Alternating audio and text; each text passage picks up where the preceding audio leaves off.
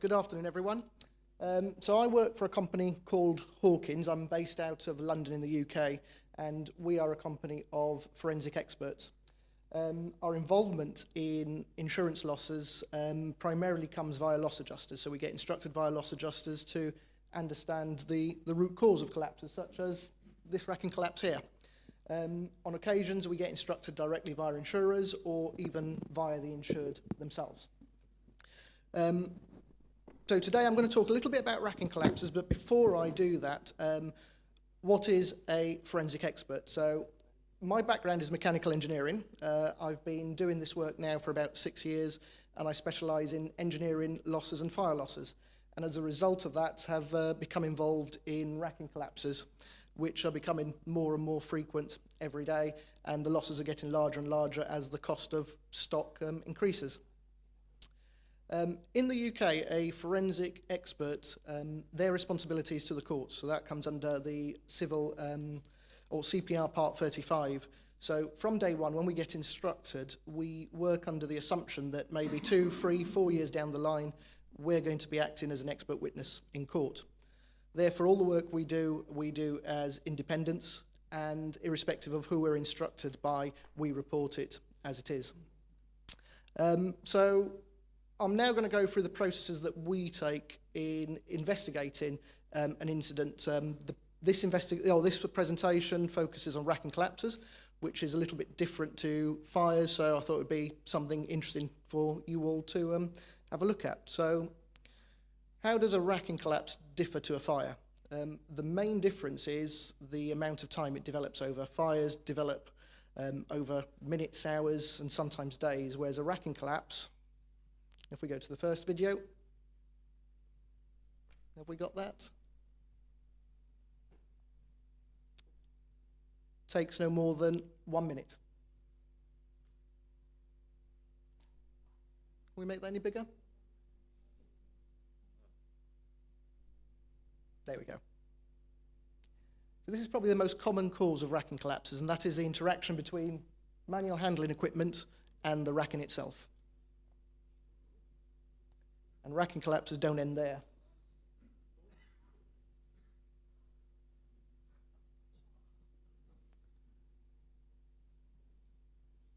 So that is a reason why racking collapses, or the losses involved in racking collapses, are so large as far as cost goes. Modern warehouse logistics have driven companies to try and fit in as much stock as possible in a warehouse. And manufacturers have tried to use the least amount of material, trying to make greater profits. As a result, what we now have is racks which are very highly engineered, so they're very, very good at storing goods, but they're very, very poor in other aspects, such as if they get hit by a forklift truck. Also, the distances in between racking, the height of the racking now means that when you do have a collapse, you get a domino effect. So whereas historically you might have a collapse which affects one row, modern collapses now involve the whole building. The cost of these losses have also increased because warehouses are no longer an area of storage. They also offer logistical gains such as value add, so processing of goods, and actually changing or reworking the goods within the warehouse. So when a warehouse becomes involved in a collapse, you then have the business interruption issues. The difference, again, with collapses and fires is it's not difficult, or it's quite easy to pinpoint the origin of a fire. Whereas when you have a racking collapse, if we just move on to the next couple of slides. Oh, the pointer's not working. Oh.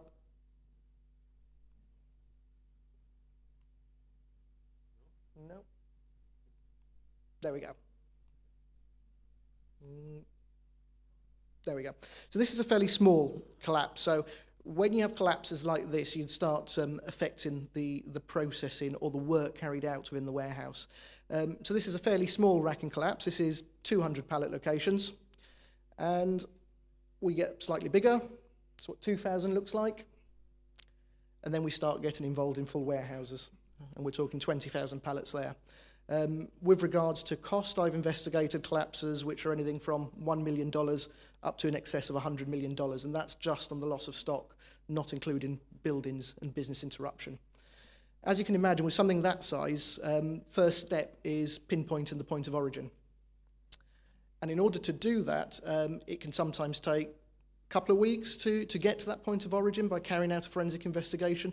It can sometimes take 3 months, and that also affects the business interruption. So it's then loss adjusters and insurers' call to make a decision on how far do we want to investigate it, because if we want to investigate it to the nth degree in order to facilitate a recovery, it's going to be time-consuming, and that will increase business interruption costs. So racking systems, what are they? Well, they come in all shapes and sizes. You have generic systems, which you can buy off the shelf, and they're click and connect, so you can make it look or do whatever you want. And they're specified systems where you go to a manufacturer and say, I want this racking to do X and Y and be these dimensions. And they cover everything from the shelves you have in your office, and we have buildings which are comprised of racking structures with the walls of the building then bolted to the outside. Most common racking structures are adjustable pallet racks, and these are these sorts of systems. They are by far the greatest risk out in the market. Reason being is there is an interaction between forklift trucks loading and unloading and the racking, and about 50% of collapses are caused by impacts between forklift trucks and racking systems. 2 main parts to a racking system. So the blue structure, they're the upright frames. They take all the load, and then you have the orange beams. Theoretically, you could damage the orange beams, and that doesn't cause you a problem. When you start changing the dimensions or damaging the uprights, that's when the whole building starts coming down. 2 main causes of racking collapse. So the first one is where forces exceed the design. So you have a design which is incorrect for the loads, or you have loads which exceed the design, and that automatically triggers a collapse. So these sorts of issues occur either as soon as the loading occurs, because the design is not suitable, or as soon as an overloaded pallet or goods are placed on the racking. And then you've got an issue whereby there is a change to the racking which then allows that collapse. So an example is if you've got a 12-metre high structure and that structure begins leaning, the uprights are designed to be in compression. All of a sudden forces don't go through the centre of the structure, they go through the structure walls, and you get bending. And that can be caused by poor installation or issues with the floor, or just degradation over time, or changes in the structure carried out by the warehouse operators. Possible causes of racking collapses, as I mentioned, most common is forklift truck impacts. They occur, or they account for over 50% of the issues which we see worldwide. The next common one is damaged racking. So there is an assumption where if you damage a rack and the rack is still standing, that it's fine. And that's far from the truth, because as pallets are moved, you get different forces, and those different forces are transferred for different parts of the racking.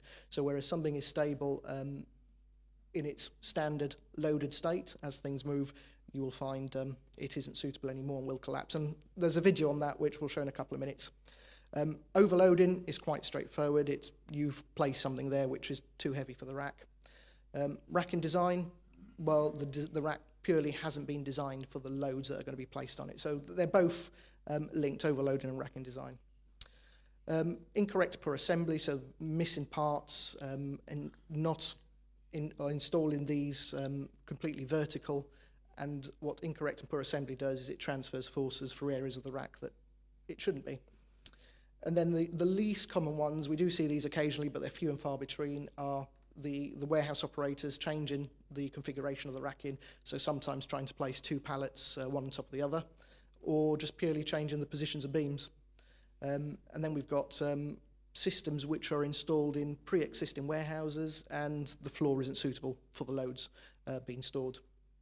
And then chemical and environmental degradation over time, and that can be affected by racking which is exposed to rain and wind, or racking where chemicals are stored and chemicals leak out of the products, affecting the structure. And then finally, other tends to be seismic activity and degradation of pallets over time. So just have a quick look at what we're talking about. So MHE impact. So this is a rack which has been impacted by a forklift truck. the racking is still standing, but the issue here is that the footplate is twisted. So the forces no longer go through the centre of the upright. This is a fairly lucky incident. The forklift truck has hit the bottom upright. It's pushed it back into the uprights behind it. The correct steps have been taken here, so the racking has been unloaded straight away, and it's been fortunate that a collapse hasn't occurred. But what happens when we aren't as fortunate? Can we have the second video, please?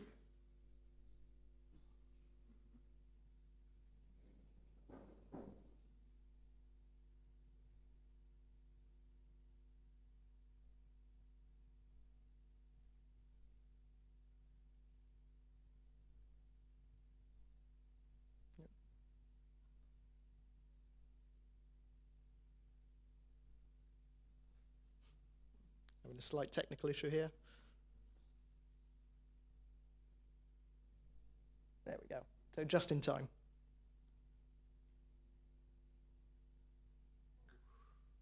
And again, we see the same problem in modern warehouse, and we get the domino effect again. I have to say, everyone in this video survived and were uninjured. In these. Right, can we go back to the presentation, please?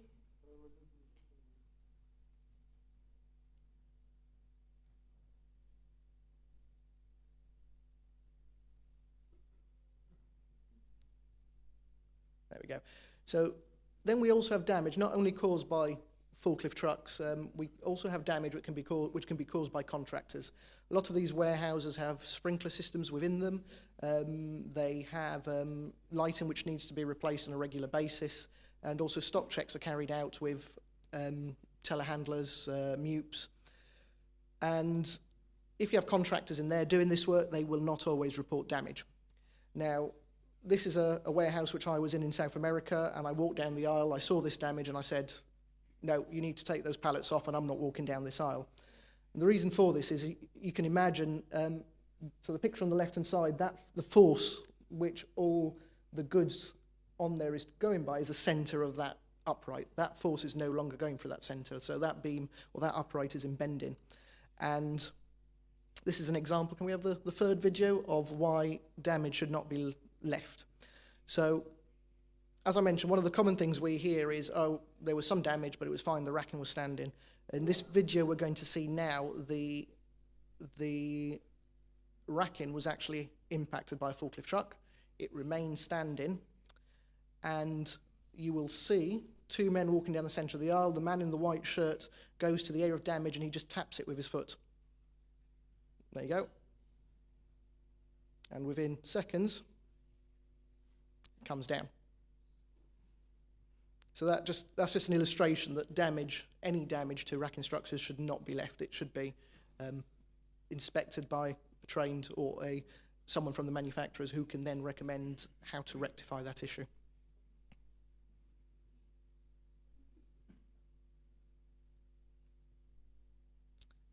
And the next example I have is, if we can get there, is an installation issue on racking.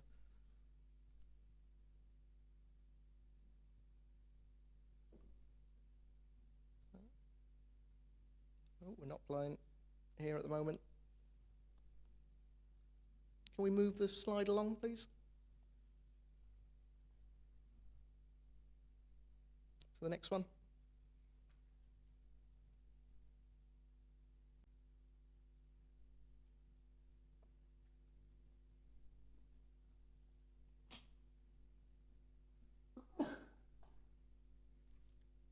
So the next picture we're going to see is following an investigation in Europe. We found that a number of components had not been installed, and we were able to pinpoint this after a fairly long investigation.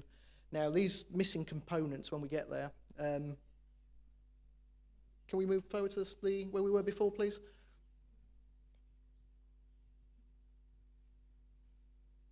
So whilst these components wouldn't necessarily have been the direct cause of the collapse, what we'll see is potentially they would have allowed the rack to move over time as it was being loaded, unloaded, and that movement could have potentially led to excessive lean, and that excessive lean to the eventual collapse. think we're still having some technical issues here.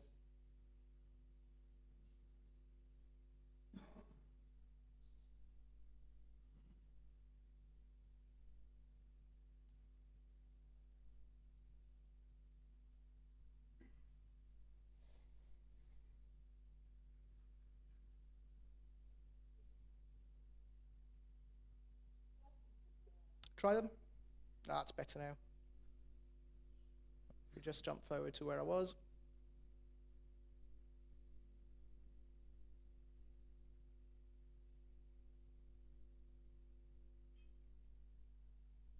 There we go. So poor installation. So there we can see those at the bottom of that upright should have had 2 bolts through it. That upright, during the investigation, we'd found had rotated for 90 degrees, yet there was no deformation to the base of that upright. So when or that area, there would have been 2 bolts securing it to the floor. The bolts in racking installations are stronger than the material itself in both tension and shear, and there was no evidence of deformation there, which led us to the conclusion that there was never any bolts there and therefore had been incorrectly installed. So now going away from causes of racking collapse, and this is where we come in, and this is where it's essential that we get instructed at an early stage. So how are racking collapses investigated? Unlike fires, we need to identify the zone of interest, and by zone of interest it's a possible area where that collapse could have occurred.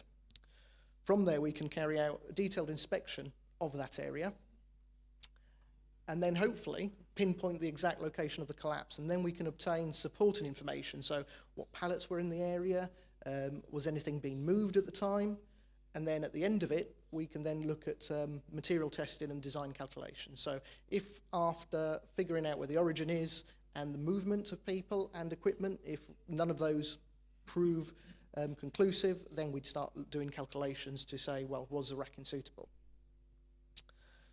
So what do we need to do in a racking investigation? So other than points of origin, we need to gather information.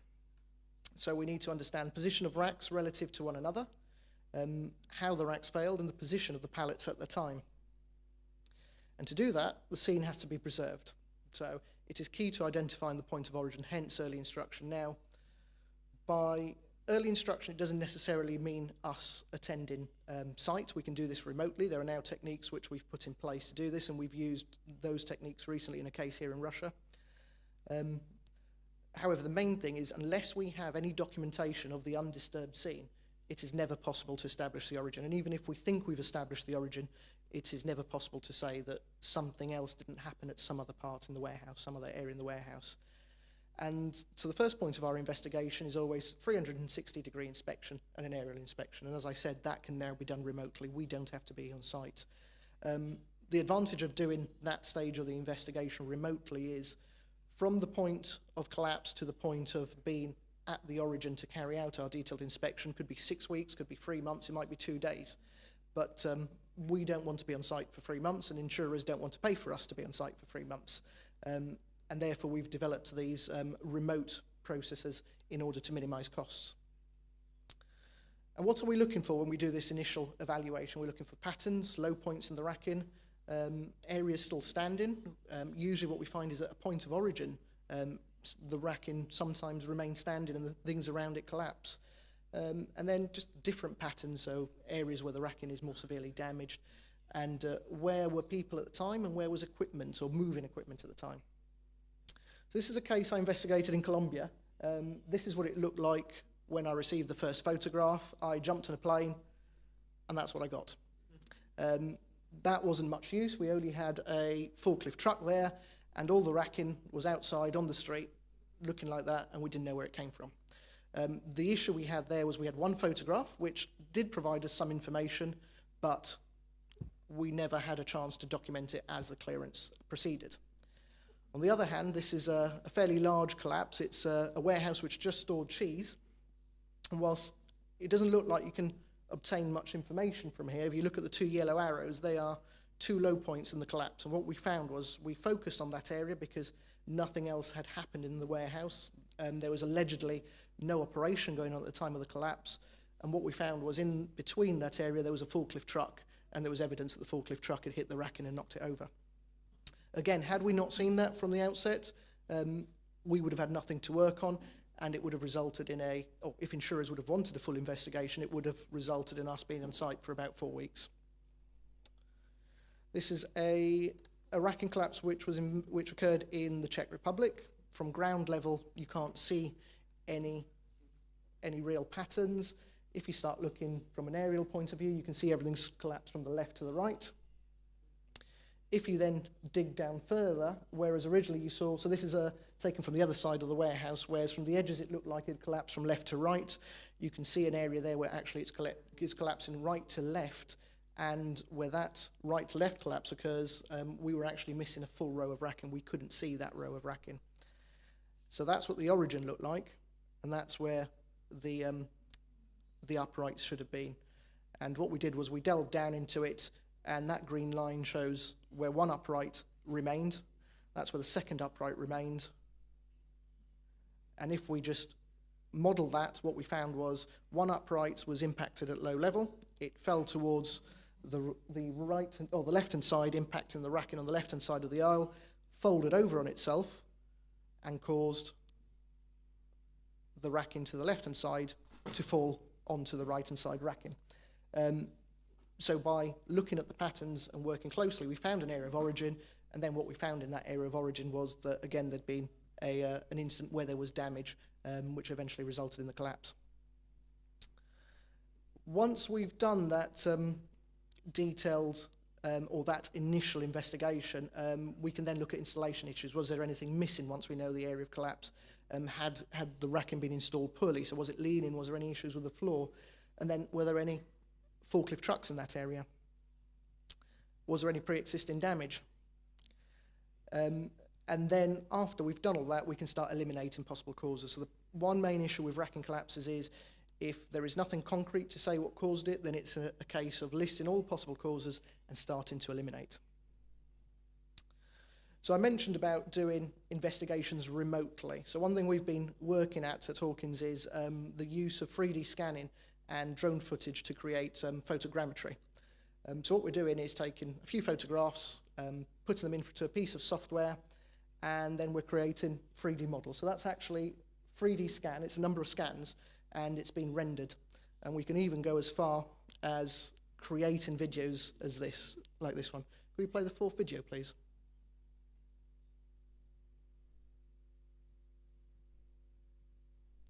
So this video was done by flying a drone through these woods and then creating this 3D image, which we can then ask the software to say, pan through a certain route. And as you can see, it's fairly detailed. You'll see once we get slightly further down the hill, it even picks up details as a bicycle, and you can see there's quite a lot of detail there. So using these techniques, if there's a racking collapse on the other side of the world, we can have a drone flown over it on a daily basis. That drone image is then plugged into a piece of software, and within a couple of hours, we can get a 3D image which we can then look at in detail. So the last section of my presentation deals with how can we prevent racking collapses. So this is probably of interest to the insurers and the loss adjusters out here. So first step is, before the racking is even installed, check tender applications and designs pre-installation, and get hold of material certificates. Usually, or certainly nowadays, with any steel which is coming in from China and other countries, there should be material certificates, and manufacturers will sample the steel, and that will allow pre-installation checks to be carried out. The next step is installation checks prior to the warehouse going live. We hear a lot of, well, it was a brand new installation, why did we have to carry out any checks? And the main reason is there anything missing? Is everything aligned correctly? Continuous racking inspections, and I have to emphasise that the most important time to carry out a racking installation is at the point of first loading. Again, we've had racks which have collapsed within 2 weeks of going live, and the warehouse operators will turn around and say, well, yeah, we didn't carry out an inspection because it was only 2 weeks old. If there is a design issue, or there is an overloading issue or installation issue, those issues are going to be present from day one when that racking begins to be loaded.